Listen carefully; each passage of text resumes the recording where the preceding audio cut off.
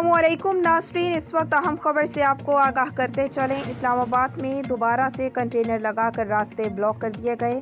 इस वक्त मौके पर मौजूद हैं हमारे ब्यूरो चीफ हाफिज़ मोहम्मद जहां सेब। उनसे जानते हैं क्या सूरत हाल है। जी जहां सेब, क्या तफसीलात हैं आपके पास, आगाह कीजिएगा हमें।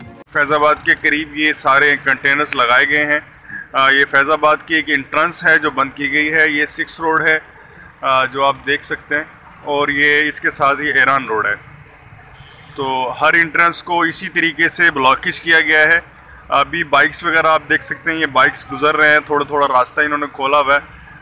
और यहाँ पे मोस्टली जो है मरी रोड के ऊपर सिग्नल्स भी बंद किए गए हैं, और फैज़ाबाद से लेकर मरीड़ तक जितनी इंट्रेंस है कंप्लीट तौर पर बंद की गई है। अब जैसे जैसे अपडेट्स आती रहेंगी इंशाल्लाह हम आपको अपडेट करते रहेंगे।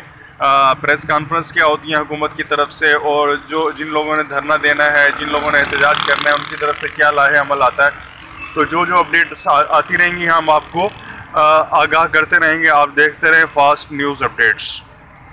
बहुत शुक्रिया जहां सेब, हमें इस वक्त की सूरत हाल से अपडेट करने के लिए।